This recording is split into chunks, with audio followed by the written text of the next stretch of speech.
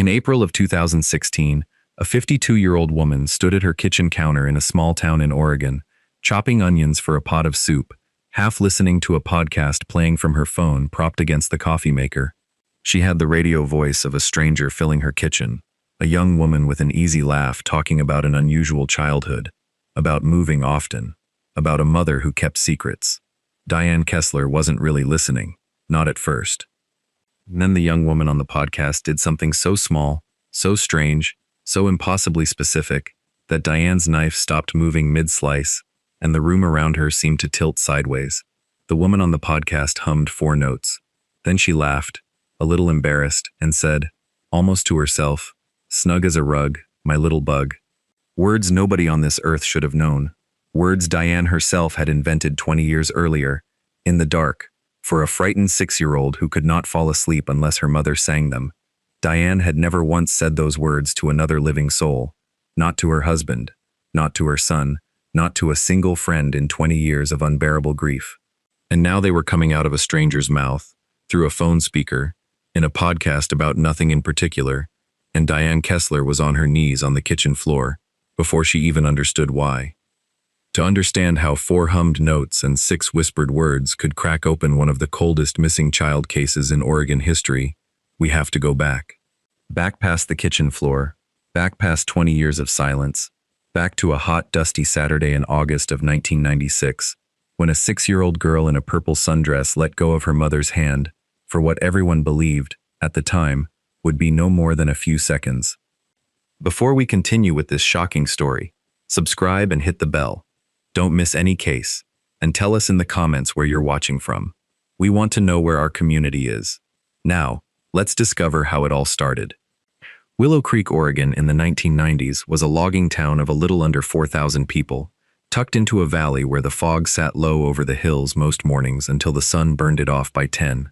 It was the kind of town where everybody's father or grandfather had worked the mill at some point, where the volunteer fire department ran the county fair every August, and where a child could be recognized by half the adults in town before she could recognize them back. Bob and Diane Kessler had grown up 2 streets apart from each other, married young, and settled into a small blue house on Larkspur Lane, with a swing set in the backyard and a mailbox shaped like a trout that Bob had built himself out of stubbornness more than skill. Bob worked at the mill, steady hours, calloused hands, a man who showed love mostly through fixing things nobody had asked him to fix. Diane worked mornings as an aide at the elementary school and spent her afternoons chasing after 2 children who could not have been more different from each other. Danny, the oldest, was 9 that summer, all elbows and scraped knees, obsessed with baseball cards and convinced he was going to pitch for the Mariners one day. And then there was Emma Rose Kessler, 6 years old, born in March of 1990. The kind of child people describe using almost identical words no matter who you ask. Bright, fearless in the daytime, and terrified of the dark at night. A little bossy with her stuffed animals, lining them up for tea parties with the seriousness of a general reviewing troops. She had gone through a phase, around age 4, of waking up screaming from nightmares she could never quite explain, and it was during that phase that Diane had made up a little tune, 4 notes and 6 words, nothing borrowed from any lullaby book, nothing anyone else on earth would ever have reason to know. Snug as a rug, my little bug. She hummed it every single night for 2 years, until it became less of a lullaby and more of a password between them, a sound that meant, you are safe, you are loved, go to sleep now. Emma carried a stuffed rabbit everywhere she went that summer, worn soft from washing, one ear permanently flopped from being chewed on as a baby. She had named him Mr. Buttons, and she had recently declared, with total 6-year-old confidence, that Mr. Buttons did not like loud noises and needed to be held very tightly at the county fair. The Kessler household ran on the kind of small rituals a family doesn't notice until they're gone. Pancakes on Saturday mornings, always shaped like animals Bob claimed he could draw with batter, and never quite could. Diane's habit of checking on both kids one last time before bed, standing in each doorway just long enough to hear them breathing evenly. Danny teaching Emma how to whistle, badly, all summer long, until the whole house sounded like a leaking tire. Emma wasn't perfect. She threw tantrums over bath time and once cut a chunk out of her own bangs with safety scissors. But she was, in the plain, unglamorous way that matters most, a good kid, from a good family, in a good quiet town, and none of that would matter even a little against what was coming. Diane's own mother, Emma's grandmother, lived 2 blocks over on Cedar Street and watched the kids most Wednesday afternoons, so Diane could get the grocery shopping done in peace. She used to say that Emma had an old soul in a small body, the kind of child who noticed when a grown-up was sad before anyone else in the room did, and would climb into their lap without being asked. Emma's kindergarten teacher, Mrs. Halverson, would later tell investigators that Emma was the first to volunteer to help a classmate who'd forgotten their lunch. The kind of small, unremarkable kindness that never makes it into a missing child flyer, but that everyone who knew her would bring up, unprompted, for years afterward. The neighbors on Larkspur Lane kept an eye on both Kessler children the way an entire street sometimes does in a small town, and more than one of them would later say the same thing to reporters. Nobody worried about Willow Creek. Nobody worried about the fair. That was, in hindsight, exactly the terrible, ordinary innocence that made what happened next so unthinkable. Saturday, August 3rd, 1996, was hot, 91 degrees by early afternoon, the kind of thick summer heat that made the air over the county fairgrounds shimmer above the parking lot gravel. The Douglas County Fair came to Willow Creek every year on the first weekend of August, and the Kesslers went the way they went every year, as a family, arriving a little after 1 in the afternoon, with sunscreen already melting off Danny's nose. Bob took Danny toward the carnival rides, where a group of older cousins had promised to take him on the Zipper, a ride Diane had firmly banned herself from watching. Diane took Emma's hand and headed the other direction, toward the petting zoo and the pony rides, Emma clutching Mr. Buttons against her chest with her free arm, already chattering about which pony she was going to pick. They spent nearly an hour there. Emma fed a goat from her open palm and shrieked with delighted horror when its rough tongue caught her fingers. She rode the gentlest pony twice, a sway-backed old mare named Clover, and declared afterward that she was going to be a cowgirl. By 2 in the afternoon, the heat had turned heavy, and the lemonade line near the petting zoo fence had grown long, snaking back almost to the hay bales. Diane, sweating, a little sunburned, told Emma to hold on to the fence rail and stay right there, while she stepped into the line, close enough to see her the entire time, or so she believed. It was 2:14 in the afternoon. Diane would remember that exact time for the rest of her life, because she checked her watch as she stepped into line, calculating how long the wait might take. What happened in the next 3 minutes has never been fully reconstructed, and that is precisely what has haunted this case for 20 years. No scream that anyone could separate from the ordinary carnival noise, the tinny music from the Ferris wheel, the shrieks of children on the tilt-a-whirl, the announcer's voice over the loudspeaker calling the next round of the pie-eating contest. No struggle that any of the dozens of strangers packed shoulder to shoulder along that fence line noticed or remembered. Just a little girl in a purple sundress standing at a wooden fence rail, and then, impossibly, not. Track the minutes forward, because every single one of them has been picked apart 1,000 times since. 2:14, Diane steps into the lemonade line, glancing back once, Emma still visible, small hand wrapped around the fence rail. 2:15, the line inches forward. A family with a stroller cuts between Diane's sightline and the fence for a matter of seconds. 2:16, Diane glances back again, and the space at the fence rail where a 6-year-old in a purple sundress had been standing is simply, inexplicably, empty. 2:17, Diane is out of line entirely, calling Emma's name, scanning the crowd, telling herself, the way any mother would, that Emma has wandered 10 feet to look at a different animal, that this is nothing, that this is nothing, that this is nothing. By 2:20, it was not nothing. Same fence. Same 3 minutes. A crowd of thousands packed into a fairground the size of several football fields, and somewhere inside that 3-minute stretch of ordinary, sunlit, deafening chaos, Emma Rose Kessler evaporated, and the world simply closed back up behind her, as if she had never stood at that rail at all. The only trace left behind was Mr. Buttons, found 20 minutes later, half trampled in the dirt near the fairground's back parking lot, nearly 100 yards from the petting zoo, his one floppy ear caked in dust. Diane Kessler would later describe the next hour of her life as being underwater, sound reaching her strangely muffled, her own voice screaming Emma's name from somewhere that didn't feel like her own throat. Bob was found within minutes, Danny still gripping his hand from the zipper line, and the two of them ran the length of the fairgrounds so fast that Danny would remember, decades later, the feeling of his father's hand nearly pulling his arm out of its socket. Fair security shut down every ride within 15 minutes. Every exit gate was flagged. Announcements went out over the loudspeaker, the same tinny system that had been playing carnival music moments before, now calling out a description of a 6-year-old girl in a purple sundress with white daisies, brown hair and 2 braids tied with yellow ribbon. Sheriff's deputies arrived within 20 minutes, and by nightfall the Douglas County Sheriff's Office had turned the fairgrounds into a crime scene, though nobody wanted to say those words out loud yet. Detective Grant Osei, a methodical, soft-spoken investigator who had transferred to the county 2 years earlier from Portland, caught the case, and it would come to define the rest of his career, the way certain cases attach themselves permanently to certain detectives. Search dogs worked the fairgrounds through the night. Volunteers, hundreds of them by morning, walked the surrounding fields and tree lines in long, grim lines. Divers checked a nearby irrigation pond. 1996 sat at an awkward point in the country's history of finding missing children fast, months before the first Amber Alert system would even be piloted in Texas, years before it would exist in Oregon at all. There was no button to push, no highway sign to activate. There was only phone trees, fax machines, and exhausted volunteers walking fields with flashlights. A single, thin lead emerged within the first day. A fairground vendor working the funnel cake stand near the back parking lot remembered, vaguely, a woman in a wide-brimmed straw hat carrying a crying little girl toward a station wagon sometime around 2:20 in the afternoon, close enough to the timeline to matter desperately.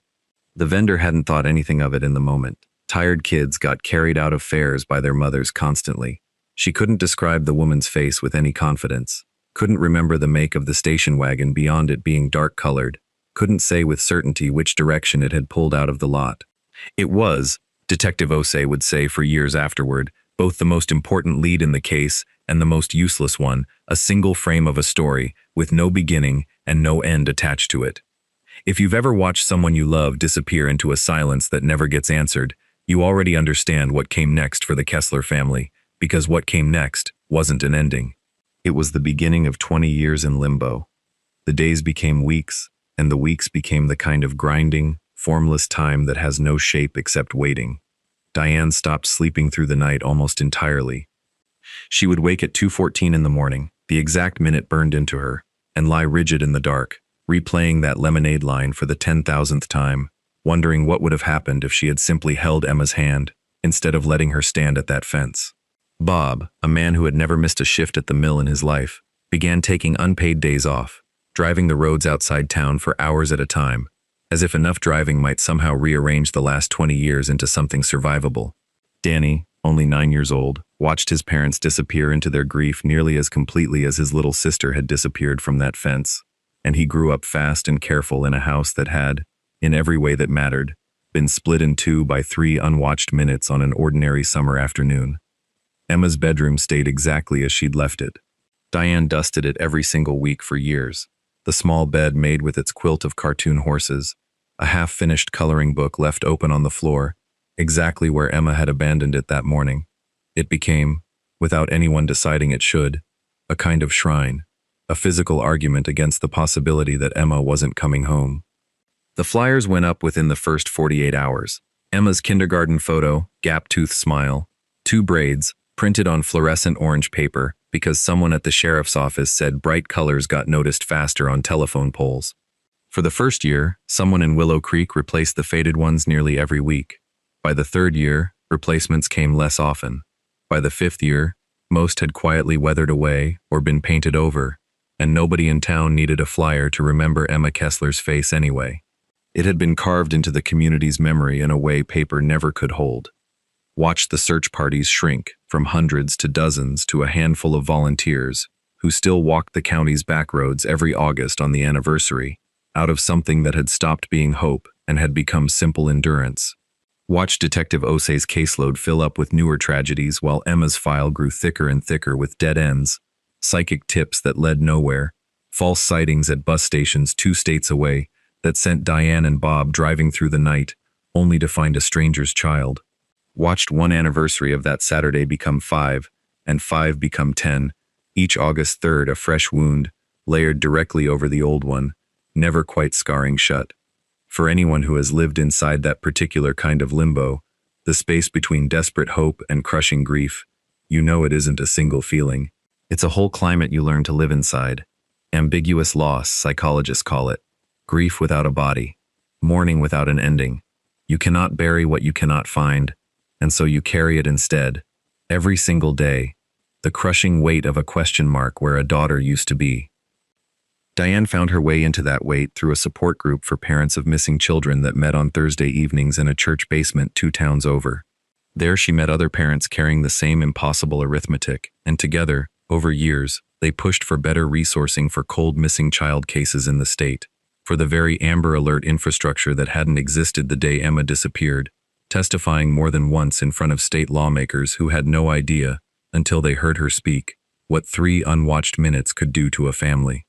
Diane Kessler, a school aide who had never given a public speech in her life, became, without ever wanting the job, one of the most persistent advocates for missing children in the state of Oregon. It didn't bring Emma home, but it gave a shattered woman somewhere to put 20 years of unbearable love that had nowhere else left to go. Bob found his own outlet more quietly and more painfully. He drove out to the fairgrounds every August 3rd for the rest of his life, standing alone at that same petting zoo fence, long after the fair had packed up and moved on for the season, running his hand along the same wooden rail. He kept Mr. Buttons in a sealed plastic bag in his workshop, refusing to let anyone, even Diane, throw it away or wash the dust out of it, because it was the last thing Emma's hands had touched. The strain of those years wore on the Kessler marriage in ways neither of them talked about openly, 2 people grieving the same child in 2 different, exhausting languages, but they never separated, holding on to each other with the same stubborn refusal to let go that they applied to hoping for Emma. In 2009, 13 years after that Saturday at the fair, Bob Kessler suffered a massive heart attack while working in that same workshop, still holding on to a case that had never once let him rest. He was 50 years old. He never got the phone call this story is building toward, and that absence would sit at the center of everything that came after, a grief inside the grief. Danny grew up watching all of it, became a father himself in his late 20s, and would say, when his own daughter turned 6, the exact age Emma had been, that he had never in his life felt more terrified holding a child's hand at a crowded place. Watch 20 Christmases arrive with one less stocking hung by the fireplace, though Diane hung it every single year regardless, empty, because taking it down felt too much like giving up. Watch the county fairgrounds get renovated twice over 2 decades, new fencing, new paint, the exact wooden rail Emma had gripped replaced sometime around 2005, so that the precise spot where she was last seen no longer physically existed anywhere, except in old photographs kept in a sheriff's department evidence box. Watch Detective Osei retire in 2014, 18 years into a case he had never closed, taking a personal copy of the file home with him, the way retired detectives sometimes do when a case has attached itself permanently to their conscience. The years arranged themselves into a grim rhythm nobody in the family had chosen, but all of them learned, somehow, to survive. 1997 brought a tip that sent deputies combing a logging road 40 miles east, following a rumor about a drifter seen with a small child, a rumor that dissolved into nothing after 3 exhausting days. 1999 brought a local television special on the 2nd anniversary that generated over 200 calls to the tip line in a single week, every one of them, ultimately a dead end, though Diane insisted on personally reading the transcript of each call for years afterward, unwilling to let anyone else decide which ones mattered. 2001 brought Danny's 14th birthday, a milestone Emma should have been sitting at the table for, and the family left an empty chair beside him anyway, a small, silent protest against forgetting that became its own yearly tradition. 2003 brought a false sighting at a shopping mall in Sacramento that had Diane on the road within the hour, only to find a stranger's daughter who merely shared Emma's coloring. 2006 brought the department's first quiet, gently worded acknowledgement that the case had gone cold, a phrase that landed on Diane like a physical blow, even though some part of her had known it was coming for years. Watch Danny leave for college and come home every single summer anyway, unable to fully explain to roommates why he couldn't picture living somewhere that didn't let him check on his parents. Watch the local newspaper run a 10-year retrospective in 2006 that Diane kept in a drawer for the rest of her life, not because it brought comfort, but because it was proof, in newsprint, that Emma had existed, that this had really happened, that it wasn't something the family had imagined in some collective nightmare. Watch the petting zoo itself close permanently in 2011 when the elderly couple who ran it retired, so that even the animals Emma had fed that last ordinary afternoon passed out of the world before she ever came back to it. If you've ever sat across a holiday table from an empty chair that used to belong to someone you loved, you already know that grief like this doesn't move in a straight line. It circles back. It ambushes you in a grocery store aisle, in a stranger's laugh that sounds almost right, in a little girl's voice calling out at a playground. Ambiguous loss doesn't let you finish grieving, because some small, stubborn part of you refuses to grieve a person who might, against every reasonable statistic, still be alive somewhere, waiting to be found. That refusal is not denial. It is a particular, exhausting form of love, and Diane Kessler practiced it, without fail, for 20 consecutive years, even after burying the husband who had practiced it alongside her. 20 years is a long time to hold a door open in your heart, for someone who might never walk back through it. 20 years is long enough for a missing 6-year-old to have become, somewhere out there in the world, a 26-year-old woman that even her own mother might not recognize by sight. And 20 years is exactly how long it took for 4 hummed notes and 6 whispered words, coming out of a stranger's podcast on an ordinary Tuesday evening, to finally, impossibly, crack this case wide open. In the next part, we're going to discover something incredible.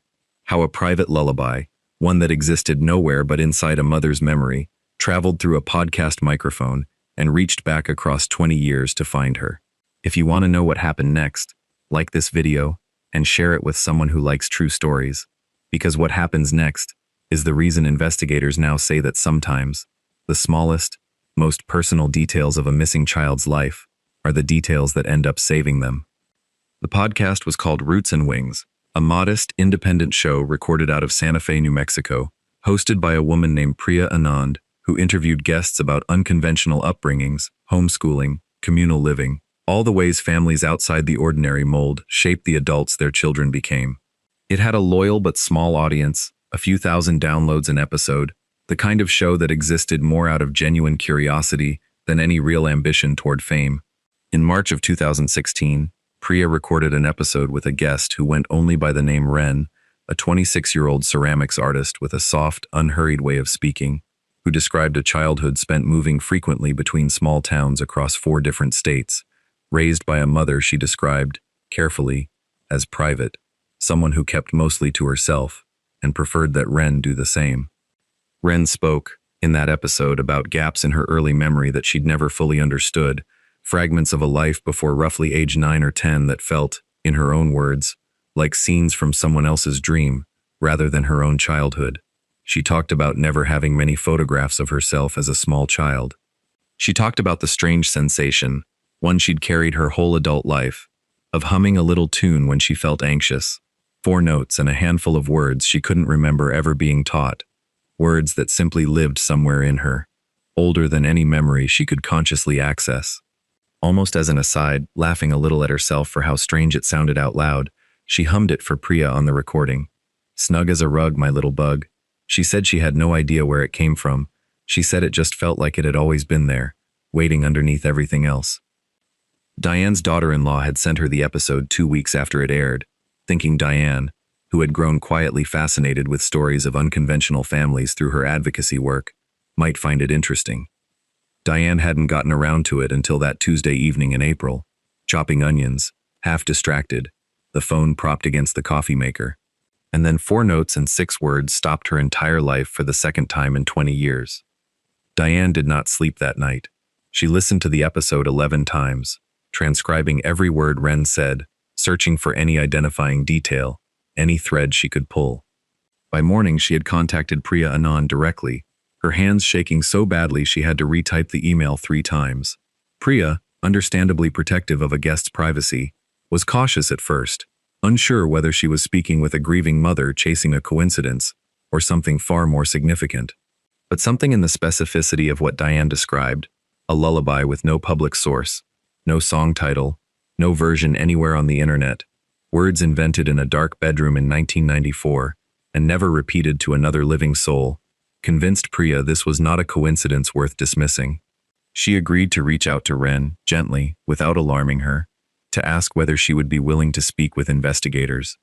Diane called Detective Osei's old number that same week and learned he was retired, but he answered anyway, on the second ring, as if some part of him had been waiting 18 years for exactly this call. He drove to Diane's house within the hour, and together they contacted the Douglas County Sheriff's Office and the FBI's Portland Field Office, laying out a piece of evidence that would have sounded, to anyone who hadn't lived inside this family's 20 years of limbo, almost too small to matter. A hummed tune, 6 words. But Osei had spent nearly 2 decades learning exactly how these cases sometimes crack open, not through blood or fingerprints, but through fragments, small, personal, unrepeatable fragments that only a mother and a daughter could ever have shared. What followed was careful, deliberate, and slow, because everyone involved understood that Ren, whoever she truly was, had spent 20 years being raised, shaped, and possibly controlled by the woman she believed was her mother, and a wrong move could put her in danger or shatter any fragile trust investigators might build with her. FBI agents in New Mexico began quietly working with local records, pulling what little paperwork existed for a woman going by the name Carol Ashby, Ren's presumed mother, and found almost immediately the same kind of pattern investigators dread and recognize at once. Rental agreements under Carol Ashby's name alone across 4 states since the late 1990s. No school enrollment records for Ren anywhere before the age of 11. A pattern of relocating roughly every 3 years, always somewhere more remote, always somewhere with fewer neighbors close enough to ask questions. It was isolation built patiently, year by year, a cage with no visible bars. Investigators obtained a discrete DNA sample from an item Ren had recently handled, working carefully alongside Priya Anand to avoid tipping off Carol Ashby before agents fully understood the situation.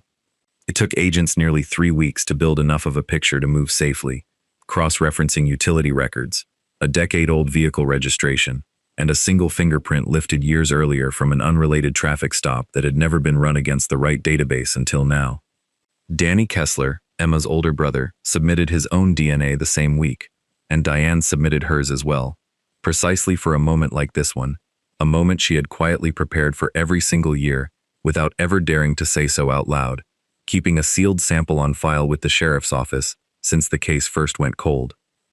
The 9 days between submitting that sample and getting an answer were, Diane would say afterward, harder in some ways than the 20 years that preceded them, because for the first time in 2 decades, hope had a deadline attached to it.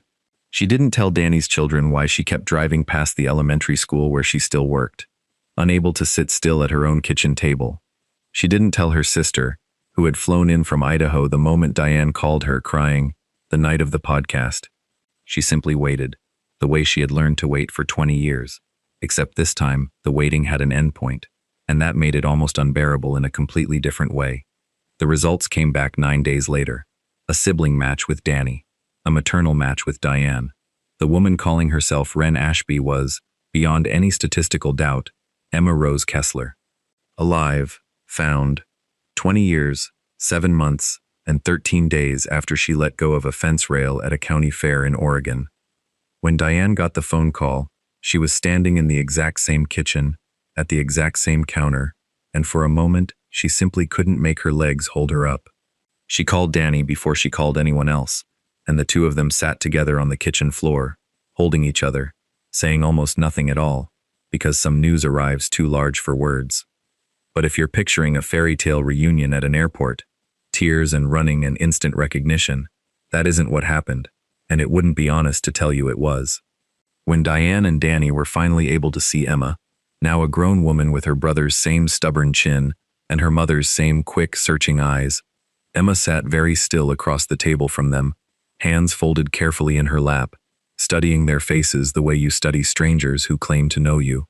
She called Diane by her first name for the first several visits, unable, or perhaps not yet ready, to call her mom.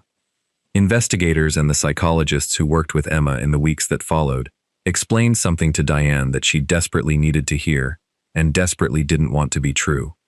20 years of isolation does not simply lift the moment the truth comes out. Carol Ashby, arrested and charged with kidnapping and multiple counts of providing false identification documents, had spent 2 decades carefully convincing Emma that her biological family had either abandoned her or, later, had died, methodically rebuilding a small child's entire sense of who loved her around one single controlling source.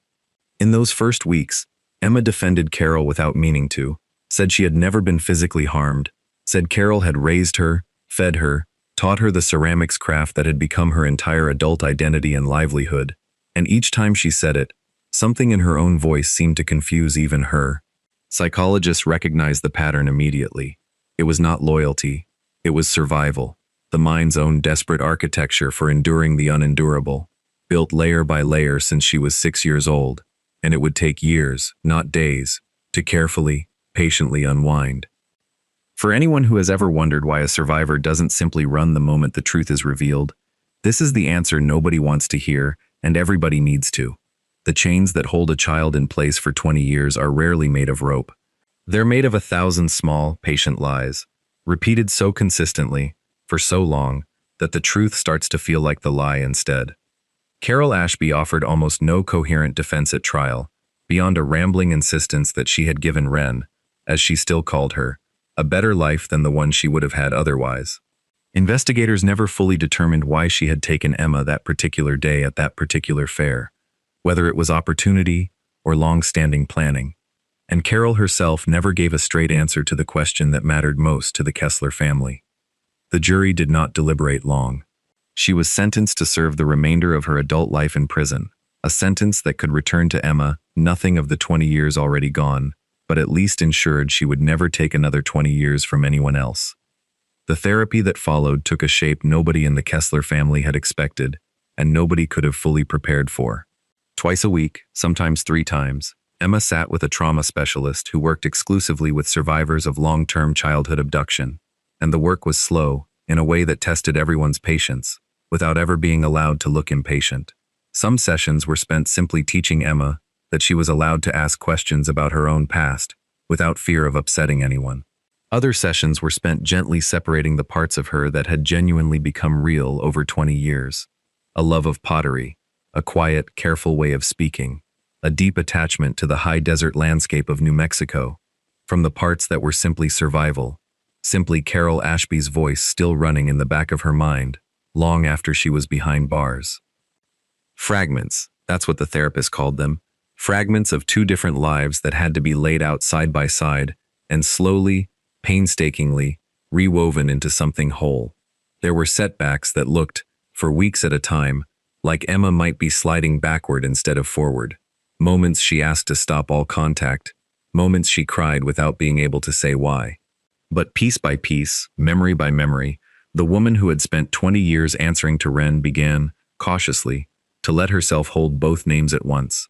Not the 6-year-old who vanished in 1996, because that little girl was gone forever, and the family eventually made a quiet, aching peace with that fact.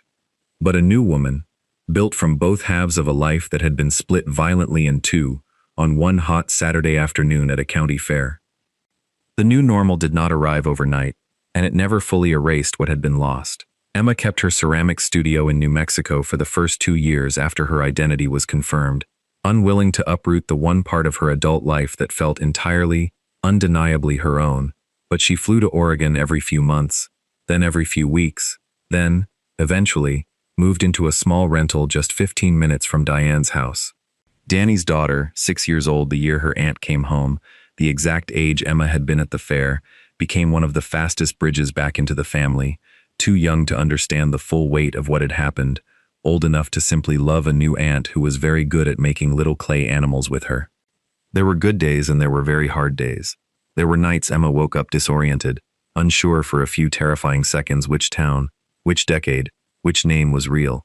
There were mornings she sat across from Diane and simply couldn't find words for 20 years that had happened to her, and Diane learned, slowly, painfully, to let the silence sit there without trying to fill it, because some grief, some fragments of a stolen childhood, simply have to be carried, rather than explained. There were logistics nobody warns you about in a reunion like this one. The strange, almost bureaucratic aftermath of getting a legal birth certificate reissued for a woman the state had never stopped believing was dead or simply gone. The awkwardness of Emma's ceramics business needing to decide, slowly and on her own timeline, whether to operate under Wren or under Emma or under both. There was the first Thanksgiving, 18 months after the DNA results came back, when Emma sat at the Kessler table for the first time in 20 years, and nobody quite knew whether to treat it as a celebration or hold their breath. So they did a little of both, and it turned out to be enough. Danny's wife, who had never met Emma before that year, later said the strangest part wasn't the sadness in the room, it was how ordinary it started to feel by dessert. Two people passing the mashed potatoes like they'd been doing it their whole lives. Because in some sense, some fractured 20 years late sense, they had been family the entire time, just apart. But there were also good days, more and more of them as the seasons turned. The day Emma laughed, really laughed, at something her niece said, and Diane had to step out of the room so nobody would see her cry from happiness instead of grief, for the first time in longer than she could remember. The day Emma asked, quietly, if she could visit the old fairgrounds, and stood a long time near where the petting zoo fence used to be, before it was replaced, and said only that she was glad to finally know how her own story ended, even if it hadn't ended the way anyone would have chosen. The day, almost 2 years after her rescue, when Emma sat down with a victim advocate from the Oregon Attorney General's office and asked how she could help other families still living inside the same limbo hers had once occupied. Diane visits Bob's grave every August 3rd now, the same way he once visited that fairground fence, and she tells him, out loud, every single year, that their daughter came home. She has said, in the few interviews she's agreed to give since, that she used to believe finding Emma would require something enormous, a break in a case file, a tip from a stranger, a body of evidence built by professionals. Instead, it required a hummed tune nobody but a mother could have recognized. Proof, she says now, that love leaves fingerprints even when nothing else does. This story leaves us with some hard truths and, ultimately, a hopeful one. It teaches us that the smallest, most private details of a child's life, a lullaby, a nickname, a private joke, are sometimes the very things that survive 20 years of silence when nothing official can. It teaches us that survival looks different than we expect it to, that a rescued woman defending the person who took her isn't confused or ungrateful. She's carrying 2 decades of carefully built psychological survival that doesn't simply fall away the moment the truth arrives. It teaches us that ambiguous loss, that open wound of not knowing, is one of the cruelest forms of grief a family can endure, and that the families who live inside it for years, even decades without answers, deserve far more support and far more patience than they usually receive. And it teaches us that hope, the stubborn, unglamorous, everyday kind, the kind that hangs an empty stocking every single Christmas for 20 years, can outlast almost anything. Share this video, not for morbidity, but to create awareness about the thousands of missing children's cases still open across this country right now, today, this very minute. Share it for every mother who still hums a private tune into an empty room. Share it for every family living inside that same terrible limbo between hope and grief, still setting a place at the table, still refusing to give up, still waiting for their own flesh and blood to walk back through the door. Because sometimes, against every statistic, against 20 years of silence, miracles really do happen, and sometimes they begin with something as small as 4 notes and 6 words, hummed without even knowing why. Emma Kessler is in her mid-30s now. She still makes pottery, and she has started signing her pieces with both of her names, Ren and Emma, side by side, because she has come to believe that neither name alone tells the whole truth of who she is. She lives close enough to her mother to have dinner together most Sundays, a tradition Diane insisted on the moment Emma moved to Oregon, and she still hums that same 4-note tune sometimes, though these days she knows exactly where it came from, and exactly who has been humming it back to her, quietly, faithfully, for 20 long years. If you know someone who is searching for a missing family member, share this story with them, so they know they are not alone, so they know hope is not naive, it is endurance, so they know that somewhere out there, the smallest, most ordinary fragment of memory might be the reason their own impossible story ends the same way this one did. Subscribe for more true stories that matter, turn on notifications so you never miss a case, and tell us in the comments, is there a private phrase or song in your own family that only the 2 of you would recognize? Until next time.